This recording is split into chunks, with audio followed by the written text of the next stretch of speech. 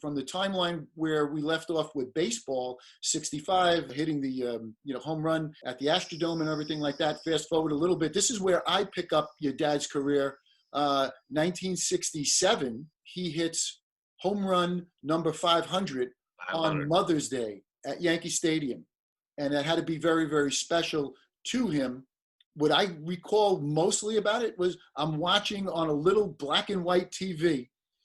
And when your dad would walk up to the plate, his back was so big and muscular that number 7 just took over the whole, maybe because I had a small TV, I don't know, but it took up the whole screen, his back.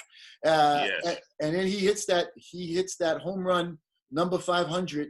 And I just think about how humble, he always was so humble when he ran around the bases, almost like a little embarrassed, like that he hit the home run, head down, but that limp, you could see he barely made it around the bases in that 1967 trot.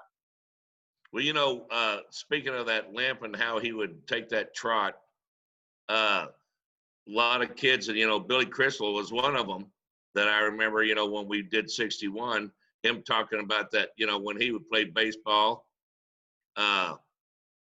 he would try to imitate Dad's trot around the bases because, Dad didn't want to look at the pictures. He said that, even though he hit a home run and stuff like that, and he was glad he did because it might have won the game or whatever, but he just said the pitchers feel bad enough as it is. I'm not going to, sit there and glare at them and act like, hey, I just got one on you. The 500 had to be very, very special. It was. He told Mom he was going to hit one that day for her. Oh, did he? Let's fast forward from 67, 68. He retires at the beginning of spring training in 1969. And in June of 1969, they have Mickey Mantle Day.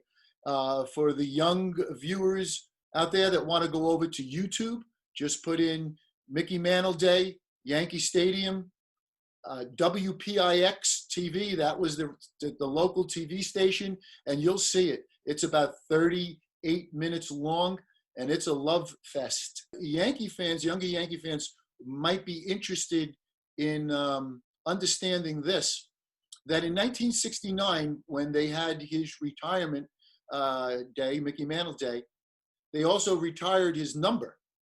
And yes, that is, as we film this, there are a lot of retired numbers. But back then, in 1969, what a lot of people don't realize was there were only 2 retired numbers. And it was number 3 and number 4. And we all know it was the Babe and it was Lou Gehrig. If you want to think back to the old stadium, that cavernous stadium into dead center, it was 461 feet. There were monuments right on the field of play, like on the warning track, so to speak. And you had these huge monuments. You had the Babe, you had Lou Gehrig, and you had Miller Huggins. And that was it, the legendary manager. So there was only number 3 and number 4 retired. On that day, Danny, you could pick it up from here. We find out that they're retiring number 7, and they're also going to put a plaque for number 5, Joe DiMaggio. I think Joe was as surprised as Dad was. No one had told him that they were going to give him a plaque and everything at that same time. And it's pretty amazing to me that they hadn't already done that, to be honest. But so Dad said, I'm giving this plaque to Joe because he said, if my plaque's going to be out there, he said, Joe's has to be hanging a little bit higher than mine. And he said, to all the Yankees, because he didn't get to see Ruth or Gehrig, he said Joe DiMaggio was the greatest Yankee he ever saw play. And so he was saying his has to be a little higher than mine. And, that was my dad. But because DiMaggio was his, that was his idol, So, my dad was a DiMaggio fan. So, it was a huge thing for him too. But, that was just one of Dad's, anytime he talked about something, that was his main thing that he loved out of his whole career was the 69, the retirement day. If you watch that, you'll get goosebumps, believe me. I think it was an honor for him also to that they retired Joe D's number that same day, because when he first came up, I don't know if you remember or not, but he came up with number 6, and he hated number 6, because they had it planned in the future that here they had retired 3, 4, and then of course 5, and then they thought that Dad would be number 6, but luckily when he came back from Kansas City, he got number 7, and Cliff Mapes used to wear number 7 before Dad did, and Cliff, I think, got traded. David, you mentioned that he was number 6 first. You're so right there. It was just something about Mickey Mantle that it all fit together. It wasn't just one thing that made him iconic.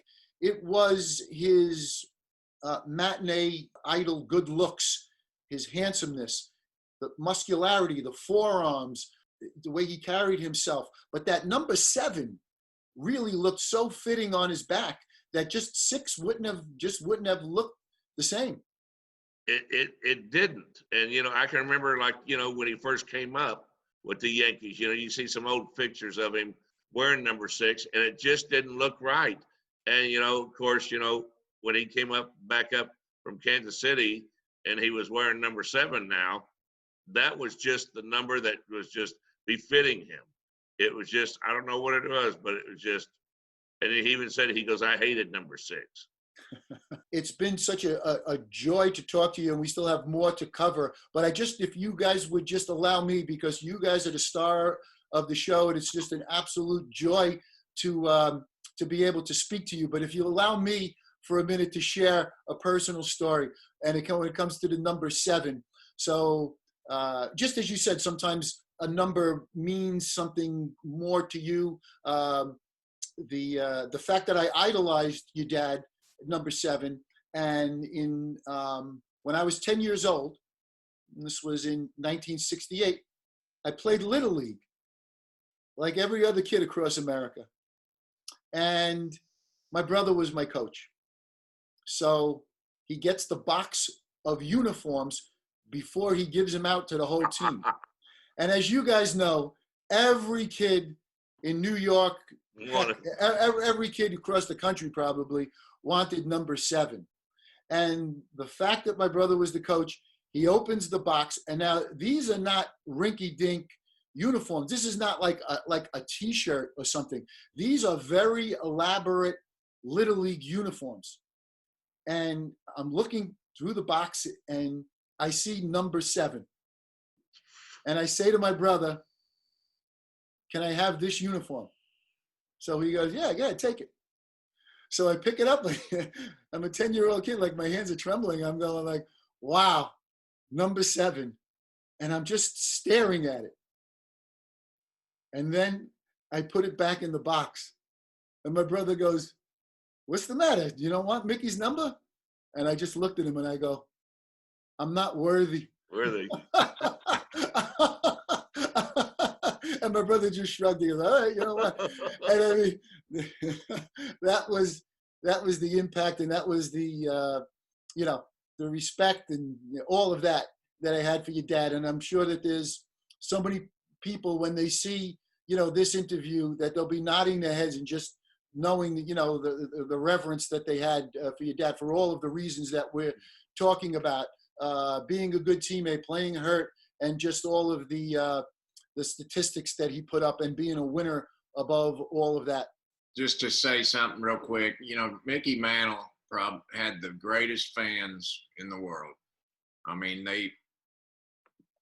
you can't imagine when he got sick, Mike, we got so much mail and all that stuff. I mean, it was just, and really that helped my dad through a lot of that, just knowing, because he was a shy guy, Very shy, from Oklahoma. Yeah. And I don't think he actually realized there were that many people that loved him, And so it was just a very, if me and David could, we'd like to thank everybody, that sent letters, and, he just had the greatest fans. That's all I can say.